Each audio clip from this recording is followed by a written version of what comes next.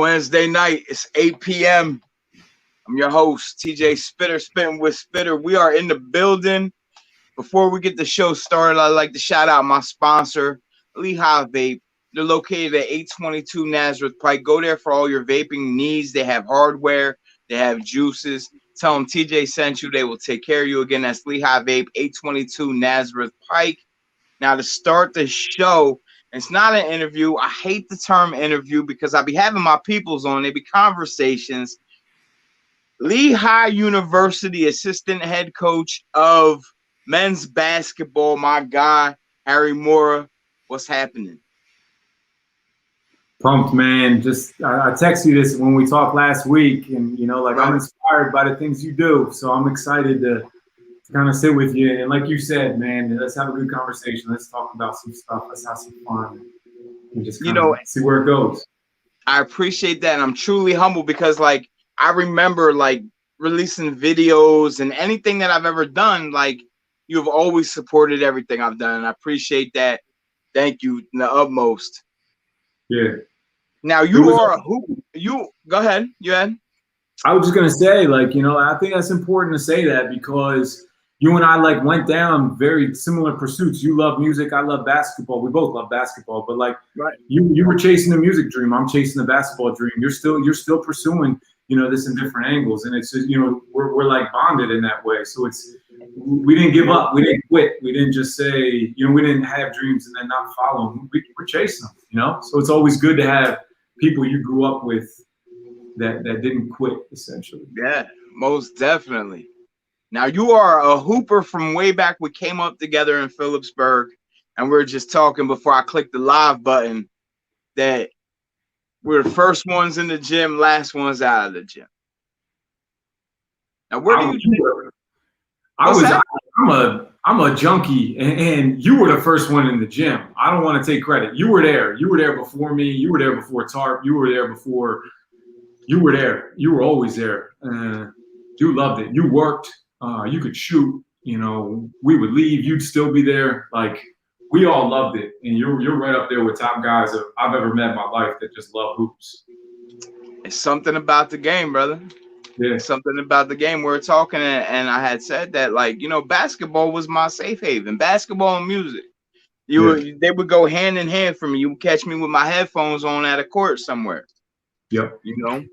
And it was just a great escape, if you would. Yeah, same here. It was just kind of like a little bit of, just wake up in the morning and an itch to go play. And a lot of times it was therapy, some difficult times, difficult experiences as a child. And, and sometimes it was just enjoyment and fun. It was just let's go and hang out with the boys and, and hoop and talk trash, get in arguments, and do it again the next day. It was every day it felt different. It was amazing. We did the same thing every day, but every day felt different. It felt like a new experience, Most definitely. Most definitely. Now, where do you think your love for the game came from? I think the honest answer is it stems from a little bit of hardship, it was there for me, when I needed something to kind of be therapeutic for and just relax and get in my head and my thoughts and, had some tough things happen as a child and with my family and things. And I would just play basketball and I kind of fell in love. It started to reward me. It introduced me to people like yourself. It introduced me to people like Ed Tarp. It introduced me to Alan Flynn, Funzy, Matt Knoll. We were talking before. I'm sure you'll want to talk about that a little later, all the people that have touched our lives. And they just, a small example, Ed Tarp used to always call me superstar. He'd be like, hey, superstar. And I wasn't a superstar. I was 8 years old, Yeah. And it just hooked you in and made you want to be there more and be around those kind of people because they were clearly positive people in our lives. And, at times I needed positive people in my life. That's what they were. Most definitely. It's the unconditional love factor. Basketball has never let me down. Yeah. Never let me down. At what age did you start playing, huh? So I'm a typical Phillipsburg kid. I wrestled, I wrestled in the beginning and I was a little shorter and, didn't have much body mass, like then they wasn't that athletic, and just went out for wrestling and was okay at it. And, but then I started to grow. I had a little bit of a growth spurt, got a little longer, got a little weaker, and like, just wrestling wasn't for me. Guys were crushing me in wrestling. I wasn't strong enough, honestly. And then basketball, I just saw some kids playing at the youth center, and I started to, be like, man, that looks like a lot of fun. And then started to play a little more, and then it just reached a point about 6th or 7th grade where I just decided to stop wrestling and just play basketball season. And then I had 3 guys, Jim Boyle and Jack Baum. And they were our coaches for Furtown, and it was me, Jibo Flowers, another couple guys, Rich Gellock, Derek Lance, and we just they loved the game of basketball, and they like transferred that love over to us, and I never looked back since then. I think my teams were really good, and those guys loved the game, so we were winning, and I was having fun, and so it was just kind of like lights out from there, and just kind of been around it ever since. I mean, I'm 40 now. I haven't stopped being around basketball since I was about, 7 or 8. You're talking about 32, 33 years. The love for the game. Yeah. Now you mentioned, and I've had this talk with a couple people that I've had on the show, and I'm going to ask you the same question about the Firth Youth Center. What that place mean to you growing up? It gives me the chills without, obviously you don't want to get a little teary-eyed on Facebook Live, but like just a special place. You walked in, and you remember those double doors like on the side, you double doors, and you walk in and you write your name on a little sheet of paper, and ping pong tables to the right, vending machines to the right, and then a closet with a bunch of basketballs in it, and you go and you grab your ball and you walk out and you just put your hands up in the air, and your boys are all in there, and you start playing 1-on-1, you start playing 2-on-2. And the best part about it was its location. It was like Phillipsburg's a small town, and there's different parts of it. There's Main Street, there's a middle school, there's a high school, there's different parts of the town, but it was centrally located. So you had kids from over by Green Street School, over by Freeman School, over by the high school, and they'd all kind of like come together there. There were poor kids, there were hungry kids there, there were kids that had good parents, a little bit of everything was there. And, when we, like I said, I mean, they best friends of my life, like those are guys I look at as lifelong friends that I've met there, Yeah, there was the youth center raised a lot of us, man. Yeah, I mean that like the people that worked there, whether they realize it or not, the impact they had on our lives, like I don't know that I've said thank you to all of them, but if they happen to be watching right now, I mean, thank you is the least I could do and say. Most definitely. Thank you to everyone that worked there, man. Yeah, those were some of the greatest times, hooping wise, greatest times of my life. Yeah. Greatest. Another little piece of it too. I don't remember if you did this or not. Tell me if you did. Like when I turned about 16, I actually got a job there. So it was like my first job as well, Yeah. Helping clean up, taking the garbage out, working different events that they had, checking people at the door, all that stuff. It was also like a first job, so there's a little bit of responsibility in there. I think we all went through that program. Yeah. It was cool. And, I get the impression, I don't know for sure, I haven't been back there as much as I'd like to, but I get the feel that the girl that's there, or the woman running it now, Kelly Post, I get a feel she's building that back. I don't know that for sure because I'm not there all the time, but if she's not, I'd love to see her do that, whatever that means. But she definitely is. Yeah. She has made leaps and bounds. It's in immaculate condition. Yep. They got glass backboards there now. How about that? I don't like that though. I love those hard backboards, and they were a little low, so you could I wasn't dunking at the time, like you could get the backboard with 2 hands, like finish on, feel like you were dunking on them, So bigger than that, they got an air conditioned unit in that gym now. Nah, man, that's unheard of. Nah, I don't like that. I don't like that. It's good, but I don't like that. That's not. There's nothing like that. I know you know that sweat where like literally your clothes, your socks, everything is wet. You know, like that sweat is what is like most addicted me to basketball is just, you know, complete fatigue, complete exhaustion. We used to open the back doors and try to run the fans through to try to keep it cool, and it wasn't happening. Yeah, those were on rainy days the floor would get all slippery and stuff.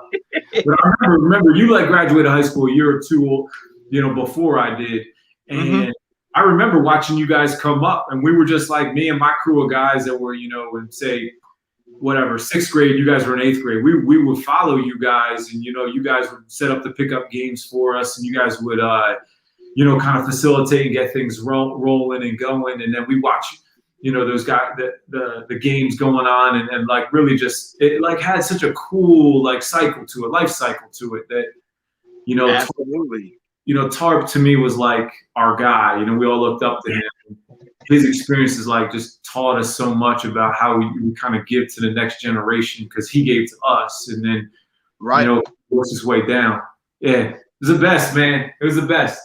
And that was the same cycle I watched with the guys older than me, the Rocky Flowerses and the Tarps and all the players that he had in there for that. I used to stay, we would get done playing and I would stay to watch men's night because of the runs Tarp would have would just be phenomenal. Like, I don't know if people understand that, like what you just said. So first, right. You go hoop, you're there at 3 o'clock and you finish at 8 o'clock. You're there for 5 hours.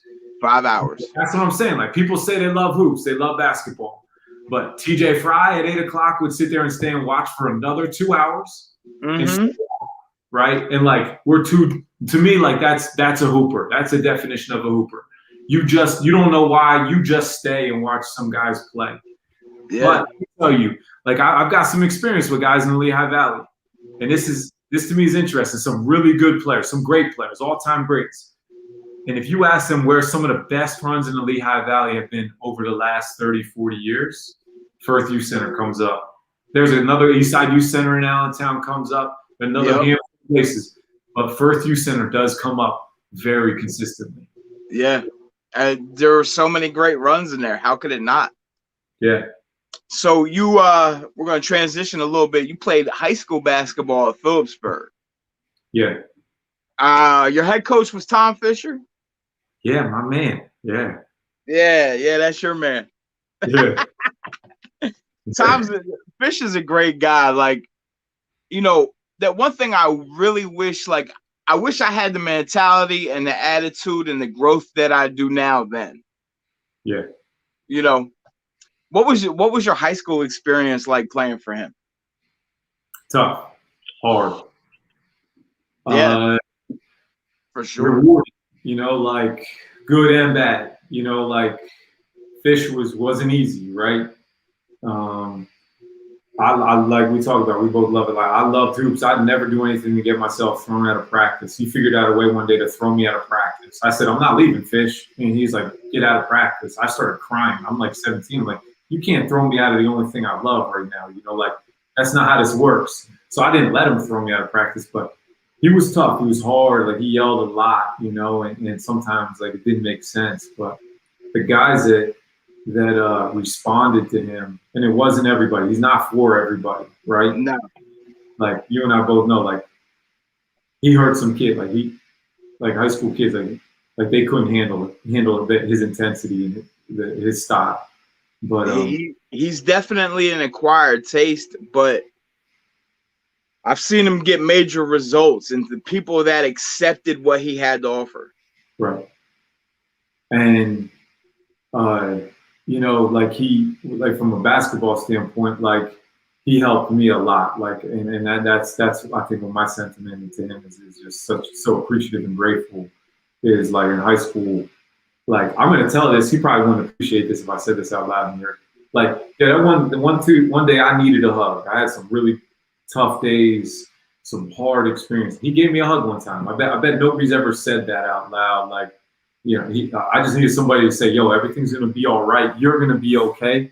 And he did that. And like, you never, like all the screaming and yelling we saw him do on the sidelines and the way sometimes like he interacted with people. But like I will say there was one time he gave me a hug, and I needed a hug, and I'll never forget that, and I'll never forget some of the times where he, just had my back and helped me out when I needed it, and it was much appreciated, and it comes in like 3 or 4 different types of ways, but I have a lot of good feelings to him, but I also know a lot of people that don't, like did not. Yeah, for sure. That's how life is, though. Everybody ain't for everybody, Yeah. I mean, so what was that's with Fish. What was your playing like, though? Oh, playing was the best. I mean, think about my squad.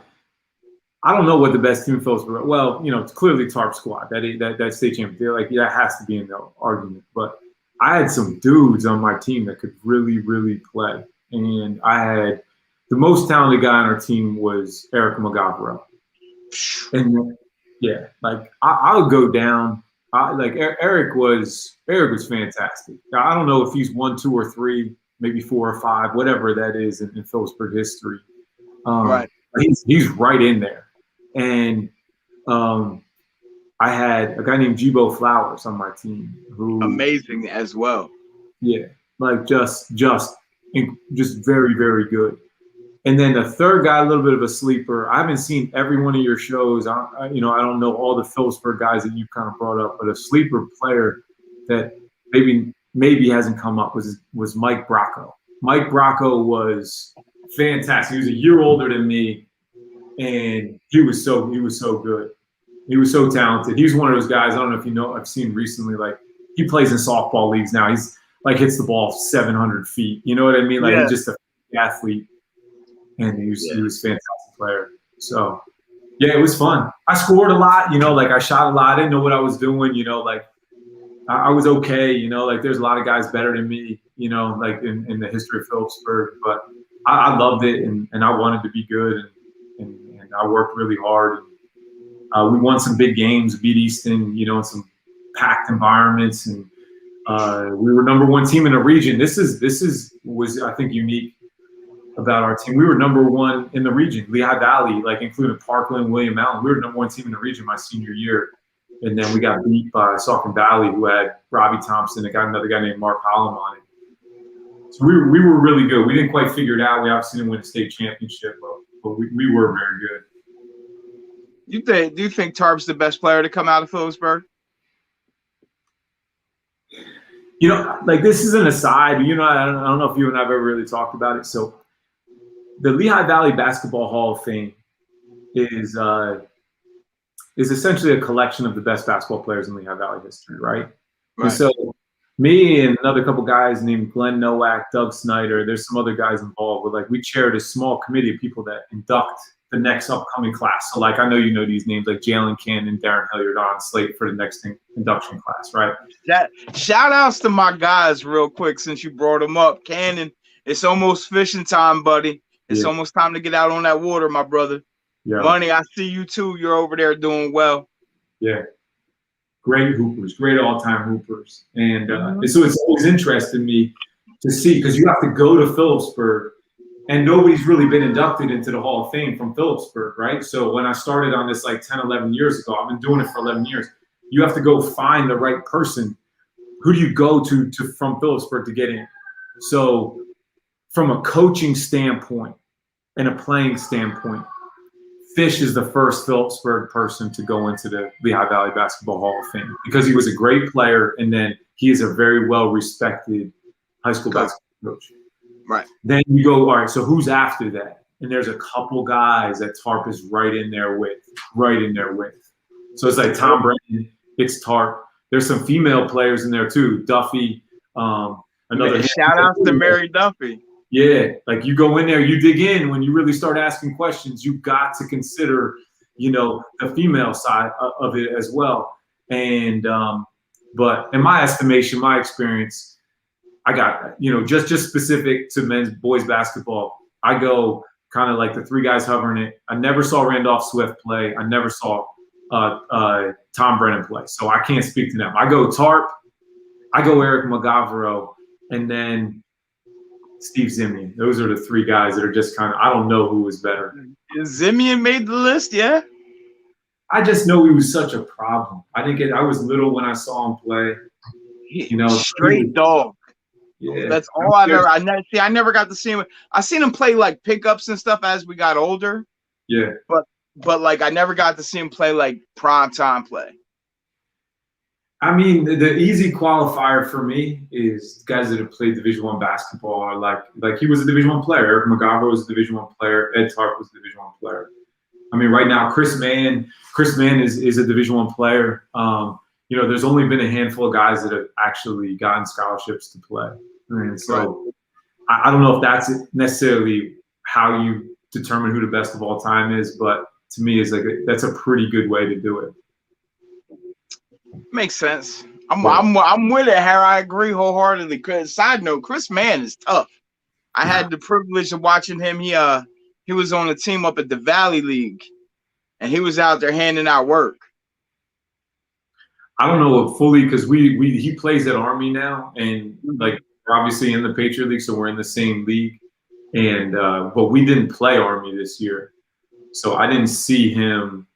Play. We didn't, and I just saw him on the sideline. It always seemed like he maybe was injured or something like that. I never got the full story as to why he wasn't playing, but I know he was never suited up. I know he wasn't like on the roster. He maybe had an injury or something happened this season, but I know for his, third or fourth year of college, like we know he's going to be really good in the Patriot League. For sure. On the college for you, Harold. Now, explain leaving high school, transitioning to college as a young man. What was that like for you? Tough, like I thought I was going to California, and I went to college 40 minutes away. Like I went to DeSales University, and interesting story. One of the best players in Lehigh Valley history is this guy named Scott Coble. Just fantastic. I didn't see him play. He played in the early 80s. I was 2 or 3 years old at the time. Right. But he's the first youth center guy. He's a guy that would say the best runs in Lehigh Valley, some of them happened at the first youth center. For sure. Yeah, like that's who I went to play for at the sale. So that was our connection point. Our connection point were all those people that we just kind of talked about. He knew the youth center, and they vouched for me. And they said, Scott, you should take Harry up at the sales. So he got me, for all intents and purposes, he got me a free education at the sales. So look at that. Yeah, and it was. I mean, I went there and played. Had a very good freshman year, and had a really good career as a team. I started to transition as a player in college, where I went like I thought the game was all about me. And then sophomore, junior, senior year, by then I started to learn how winning is really about the team. Right.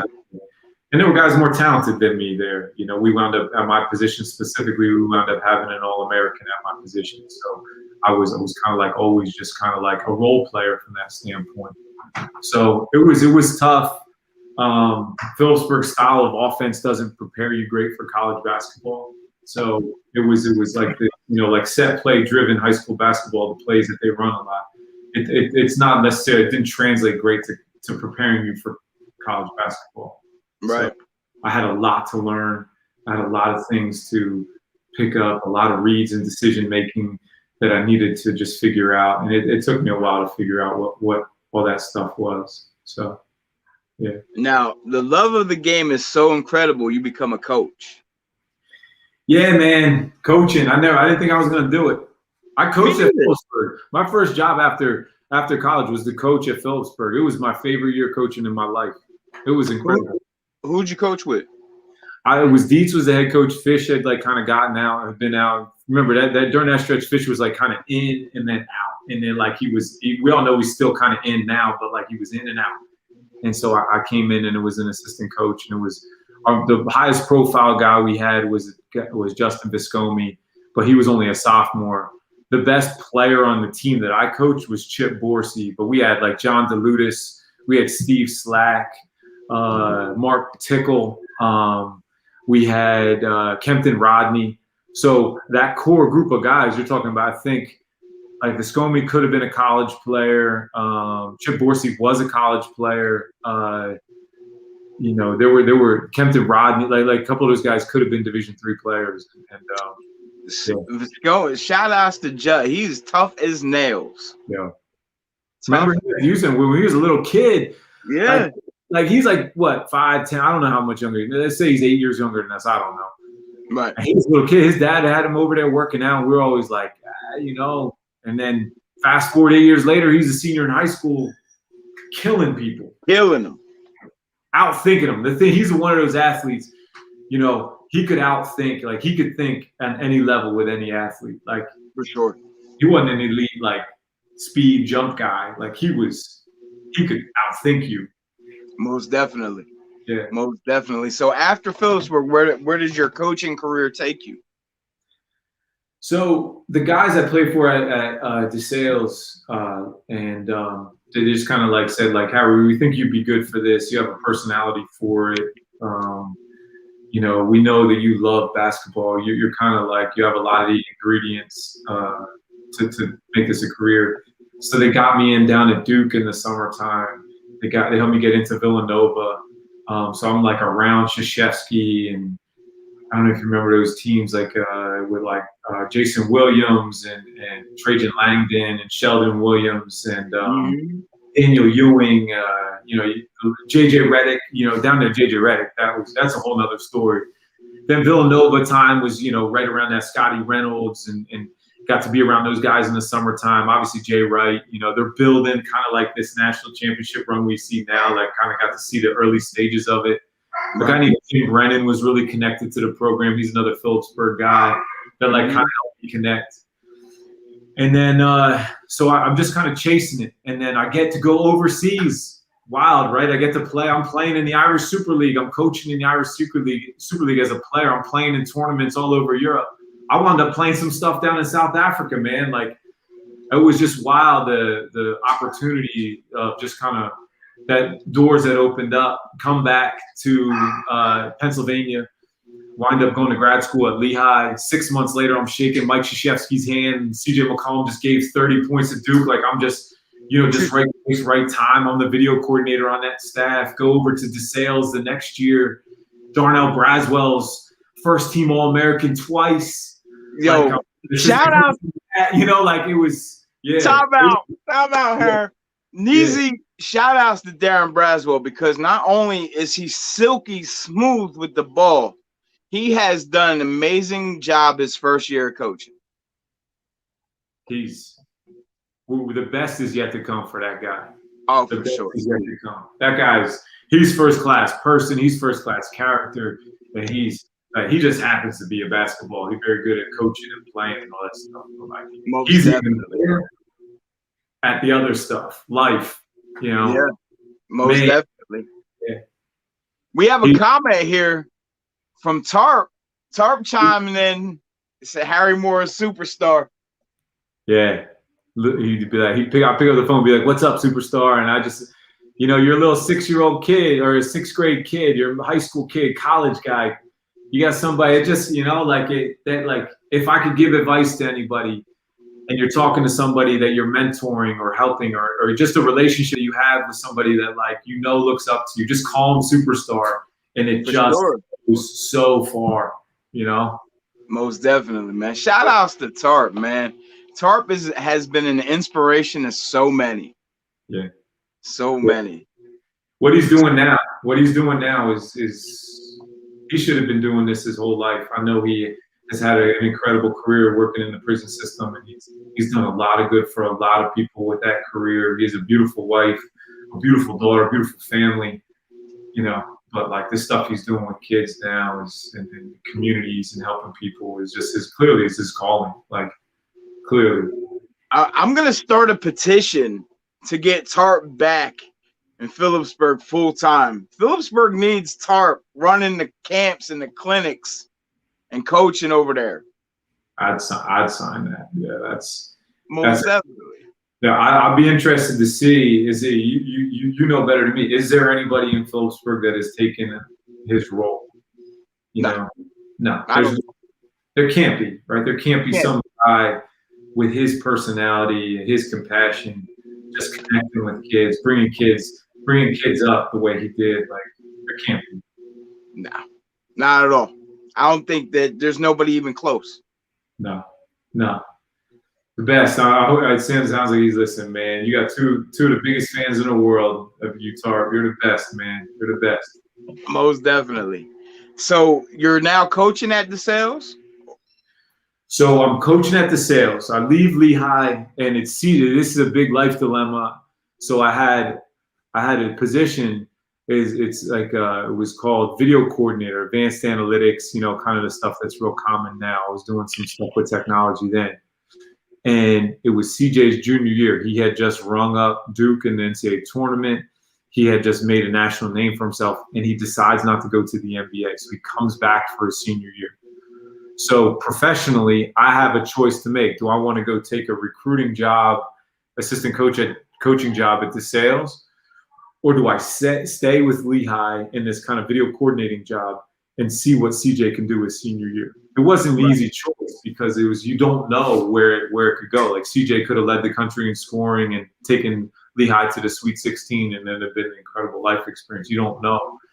But I decided I needed, it was better money, better situation financially, more professional experience. I get to recruit, and that job I got at DeSales. I get to go out and find players and help get them to DeSales. So I go to DeSales, and then,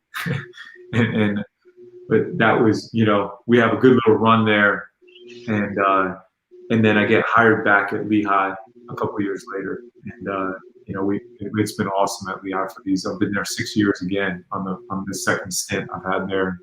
Coached some great players, kid named Tim Kempton, probably CJ McCollum's number one, Donald Foyle, Mike Muscala, best Patriot League players of all time. Tim Kempton's got to be like fourth or fifth. Tim was incredible. And Karan Ross broke the Patriot League record for assists. Really, really good players. Actually, 3 years ago, we coached a team that was the number one shooting team in Patriot League history, and the number one shooting team in the country. So that was a lot of fun to be around that. This past season obviously was hard. We didn't do great. But we're building it back up. I'm very confident that we'll get things right. So, what was it like coaching through this pandemic? That's a really good question. Number one is it amazed me how there's essential personnel around the country and around the world to make, that are just the most important things, police and nurses and doctors and virologists and, just people that make the world work on its most basic level that you just need. And it felt like college basketball was escalated to this point of it being essential. So it felt like our season was going to happen despite the fact that schools were shut down, kids weren't going to school, teachers weren't in school, people weren't going to work. There's so many things, restaurants were shut, but then everybody just prioritized college basketball and said, you are happening. So you felt this urgency, and you're playing in games, you're coaching in masks. We had two of our players in 3 months of isolation in dorm rooms for the academic year, August to March. They were in their dorm room, like locked in their dorm room, quarantined for 3 months. That's crazy. That didn't make sense in a lot of ways. It was just such an odd experience. But, sometimes I still play with our guys. I still practice with our guys. You're playing in a full mask, like you're working out with play. We went up to Massachusetts. You play at Holy Cross or Boston University. We played games with our players wearing full masks. Our whole program got COVID. I got COVID, man. I got our whole team. I'm sitting in timeout. I'm like, what's wrong with you guys? You guys all look a little tired. 24 hours later, half our squad got it. It was shit. It was tough. It was tough. So. I'm glad that there's an end in sight. Yeah, but it was also I should let me just say this just because it's the right thing to do and say, but it was an incredible opportunity. Get out of the house, go be with the guys, go work out, go practice and play. I mean, you can't take that for granted. How awesome that was. It was much needed for me personally, for the people involved. It was. I don't want to take that for granted for a second. Most definitely, most definitely. Al and Amy chiming in. Good evening, gentlemen. Good evening, Al. That's my big brother right there. Runs the shows with me. He's doing an amazing job. We're talking like 4 blocks away. We all grew up as kids. We're talking like blocks from each other. Like I wake up 40 seconds if I get on my bike. I'm outside of your house. I did. There's one thing. I don't want to change the course. There's one thing I wanted. Do you remember Freeman Elementary School? Block over from your house.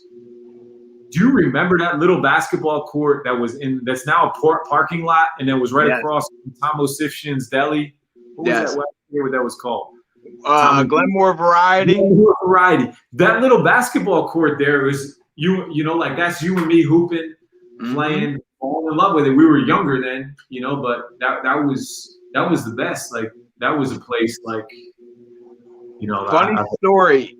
Before I really learned how to shoot, right? I was at Freeman School Park playing, working out with Brian Klein. Brian Klein was 3-4 years older than me. He was good. Oh, man. He said to me I wasn't allowed to leave the park until I made a 3-pointer. I was there 4 hours. Physically upset, pissed off. I finally made one. I guess the rest is history. I guess that's why I'm a shooter today. Yeah, I heard that conversation with you and Tarp last week about great shooters. Like, you got to be in there, man. Like, we're talking 28, 29 feet deep, stepping over half court. We're talking 5, 6 in a row. We're talking point game, and T's getting the last shot of the game. Like, we're dribbling, setting screens. You're flaring to the other side, and like you're getting point game shots. Like, you're talking like you could shoot the rock, man. There's no doubt you can shoot the rock. Shout outs to Matt Skirbo too, who took me aside freshman year and helped me tweak the jumper a little bit. That dude could shoot too. Cannon, bro, cannon. Yeah, he was. He was. I remember I got hot one time in high school and he made a bunch of threes, and it wasn't enough. He still had like a single game record. I think somebody broke that recently. Didn't the Manigault kid break it? Yeah, the Manigault kid. Yeah, Richie. Yeah. Before we get out of here, a couple quick questions. Who was the toughest player you've ever had to guard? JJ Redick. Yeah. Because do you remember back it was JJ Redick and Adam Morrison jockeying for who was going to lead the country in scoring, and they had this like, it was just fascinating to watch two dudes that could shoot and score like they could. For sure. So the summer before that season, I'm down at Duke, and we're playing pickup games constantly. We're working out constantly. I'm in a different role. I'm like a coach at their summer programming, but like JJ's there just to train, right? So I had other responsibilities, but we played pickup multiple times a day. Sometimes we play at midnight. And he's setting the stage mentally and physically to go out and average 29 points a game in the highest level of college basketball, right? So he is just like laser focused. And you're sitting out there and he's burying threes from 30 feet off the dribble. Like he's crossing you up and dunking in traffic. Like that's the part that kind of got lost in his game in the NBA and even in college a little bit. Like we're talking like full windmill dunks. Like you're talking like tapping his neck twice and dunking. Like he's crazy bouncy. So like you couldn't guard him. I've never seen anything like it. You're talking pickup games at 24. He literally has. I'm not exaggerating. I want to say one of the games I remember him scoring 24 points in the pickup game, 2s and 3s. So, yeah. JJ Ray said, "Who's the best player that you were able to play alongside of?"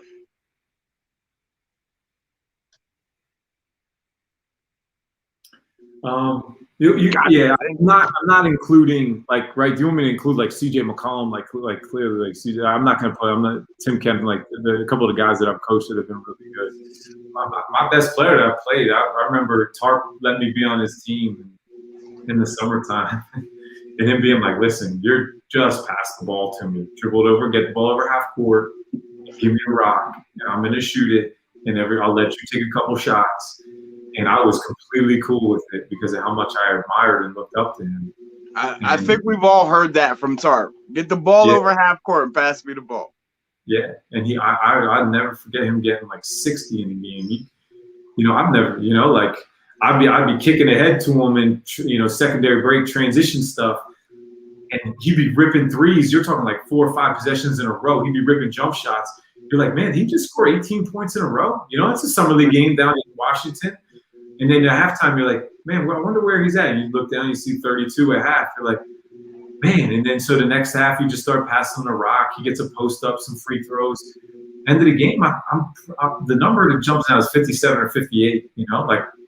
I've never played with anybody. I played with some guys overseas that could, got 40 a couple times. Like here and there did some stuff, but that was a guy getting 58, like 35, 48 regularly. That was just a routine night for him. So yeah. Shout out to Tart, man. Yeah. How you feel? How you feel about the kid coming up, Tyrese Martin? I think he's got a shot. It's like that role in the NBA is very valuable and very sought after for the guys that can do it and do it well. Mm-hmm. And I think there's a lot of guys that do what he does out there trying to get into the NBA, but that skill set, that 3 and D, like guard, elite guard, defensive player, make open shots, maybe score some in a couple other ways. I mean, he's getting battle tested right now in the Big East. He's gonna have a resume. He'll be in some workouts. He'll get invitations. Will he get there? I mean, that'll be to be determined. But he is good. He got swag. I remember he came. I listened to some really good workouts a while ago. He came in as like a sophomore in high school. There was all college and pros guys. And he didn't bat an eye. He wasn't intimidated for a second. He didn't go to work like everybody there was kind of better than he was, but like he wasn't intimidated, and he represented very well. So I wish him. I would hit. I'm rooting for the kid. I see how hard he works. Yeah. So it wouldn't be Spittin' with Spitter if I can get to the playlist, Hosh. Yeah. What are you listening to these days? Whew. So I say this to our guys. You don't want to know what I listen to because our guys, they're hip hop guys, they're basketball guys, they listen. If I'm going with them, and I got them in the car and I got to seem relatively cool and, I'll go with the old school stuff. You know what I mean? I'll put hip hop on. I'll put my guys. I'll put, my main guys coming up were DMX and Nas is a go-to for me. Jay-Z is a go-to for me. I do listen to those guys. And I think all the guys resonate. They understand. They get the old school hip hop stuff is kind of right. That's what we have in common. But I don't know any of the new stuff that they go to. Maybe the most recent guy I go to would be Drake. But my favorite stuff is I lived overseas for a while. And okay. This ain't a good answer, man. I'm not gonna give you something you're gonna be excited about. I asked this question because I love hearing what other people listen to. It fascinates me because I listen to everything, and everybody doesn't know that I listen to everything. Yeah, you're a music guy. You're one of the most music guys I know. You're appreciated. I remember you being 15, and having eclectic music and having tables and getting what you're doing. Have been doing for these last 25 years. You were building that at a very young age. You were a music guy, Yeah. But my go-to guy is this guy. When I lived in Ireland, I lived in Northern Ireland, a city called Belfast. And my wife now and I went and saw this guy named Floyd Vance. He'd sit there and it was all by himself, and he had an acoustic guitar, electric guitar, and he could just kill it. Floyd Vance, if I'm just listening to music, is a guy that he's from Northern Ireland. He got an accent.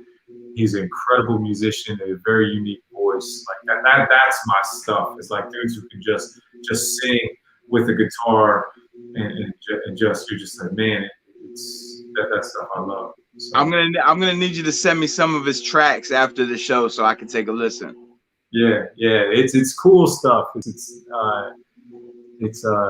music in Northern Ireland, everybody kind of gets a feel that Irish music is they kind of do Celtic classic and diddly do stuff. there's that. Clearly, that's very popular. But the music in in Ireland with the younger people is incredible. Very talented, you know, for a lot of reasons. But the music coming out of Northern Ireland is incredible. I'm looking forward to hearing it. Yeah. Who do you got winning the NBA championship this year? How about Kawhi Leonard tearing his ACL, or at least speculation that he tore it? How about that? That hurt. That hurt. How do you guard the Brooklyn Nets right now? You know, with I don't know fully what's Kyrie. How bad is Kyrie?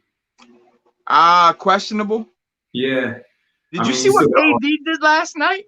Man, that's like you just watching it, and I'm sitting there, and you're just like, there's no way this is going in, right? He's in the middle of some move, and they're getting the best defenders in the world are guarding him, and you're like, he can't make this. But you already know the answer. You already know that ball's going in. You know, like it's ridiculous.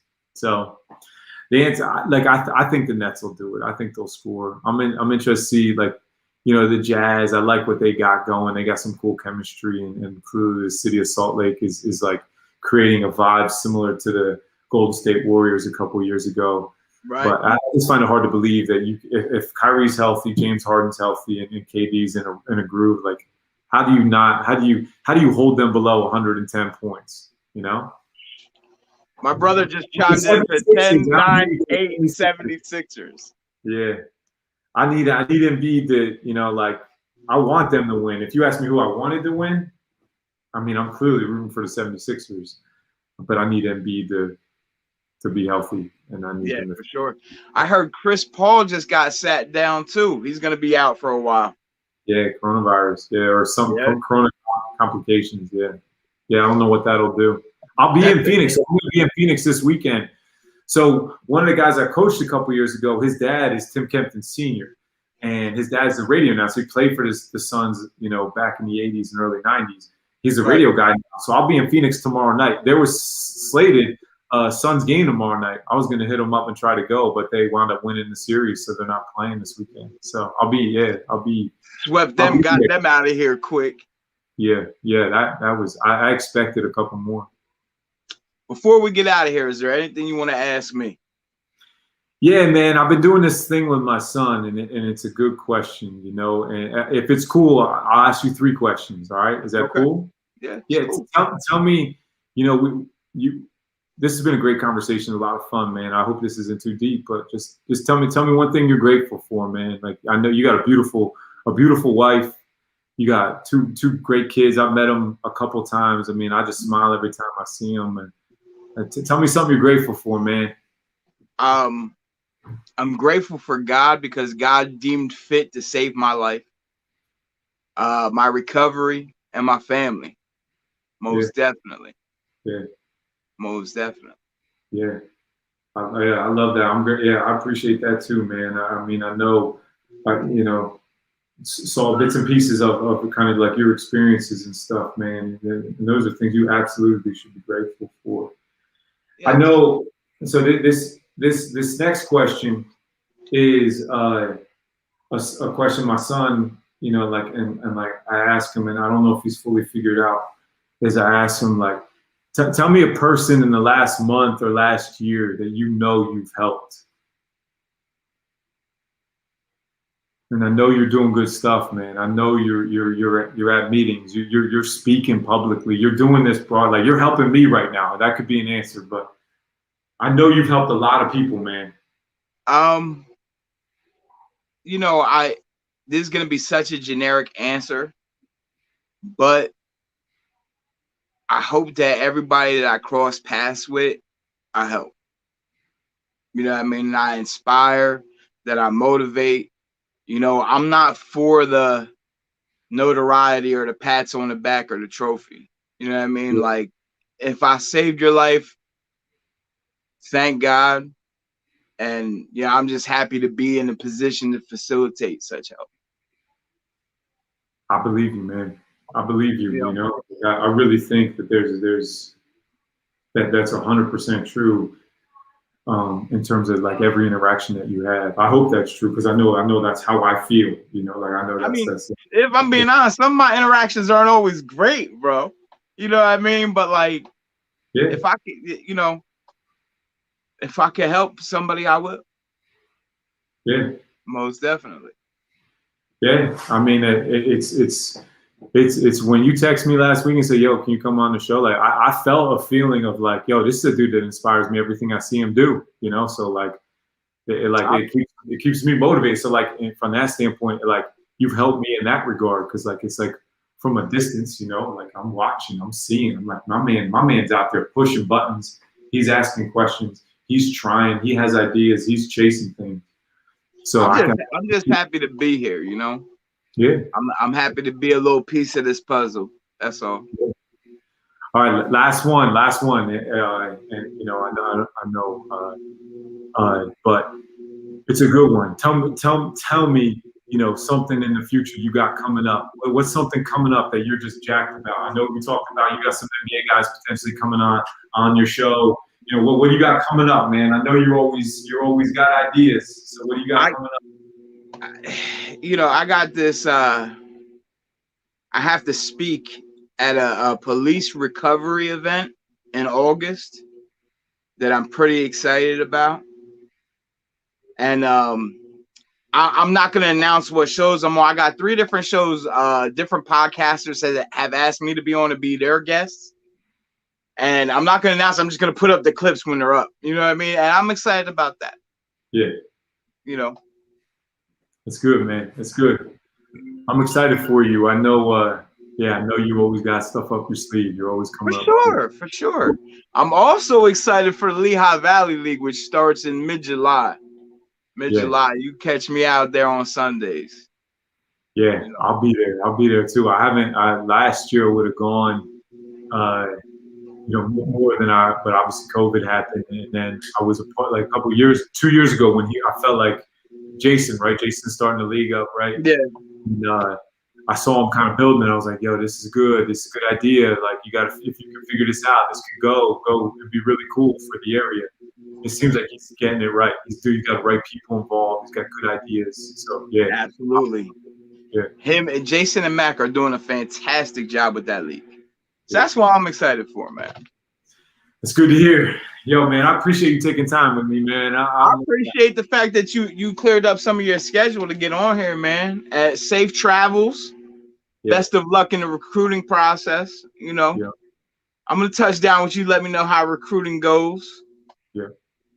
Harry, thanks again, man. For y'all just tuning in, spin the block and rewind the show and watch it again. Yeah. You know? Harry Morra, thank you very much. This has been another episode of Spittin with Spitter. Hey, if you haven't yet, go to Lehigh Valley Vape. Get all your vaping essential needs. They're located at 822 Nazareth Pike. This is Spittin with Spitter Wednesday night. Thanks for tuning in. Harry, don't leave yet. I'm going to end the show. I want to chop it up with you real quick. Thanks for coming out. Good night, y'all.